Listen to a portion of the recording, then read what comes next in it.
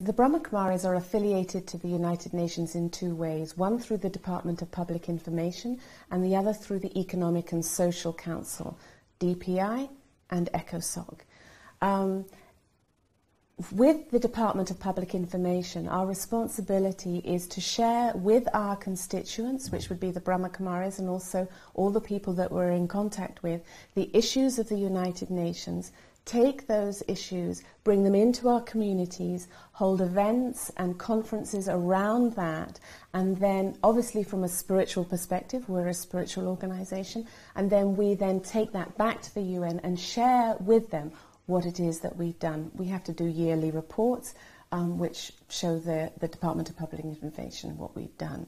The other way is through the Economic and Social Council. Now this is a consultative status.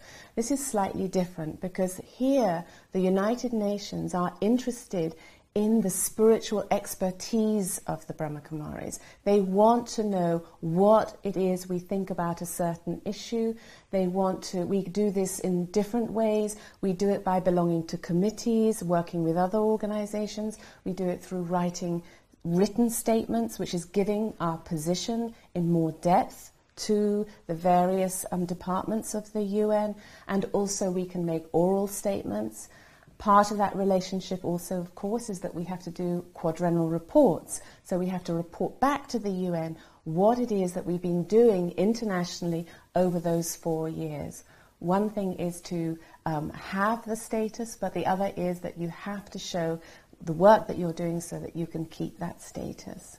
Some of the activities that we participate in is, for example, we take part in committees. The Brahma Caucus are co-chairs of something called the Values Caucus at the UN, so we look at values, we hold meetings and such like, inviting both governments and also the Secretariat to come to our meetings to explain to our constituents and also give feedback to them. We actually have something that's very popular, which is breakfasts. We call them coffees, where we invite the ambassadors to come on an informal level, so we don't record anything or write anything, any reports on it, but it gives the ambassadors from different countries a chance to come and explain or give a little bit of the history of the values of their countries, and it gives an opportunity for the NGOs themselves to have that close interaction which they may not have.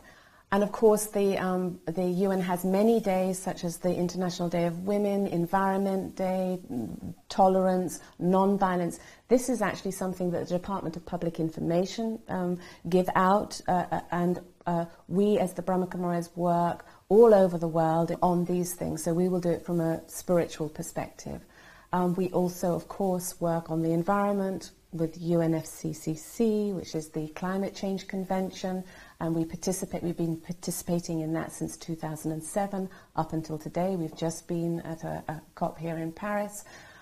We also work very much on women's issues, of course, because we're a women-led organization. We do have men, of course, part of our organization, but it's the women who are the administrators and the spiritual guides of this organization. And so, of course, equality and women's empowerment is very important to us.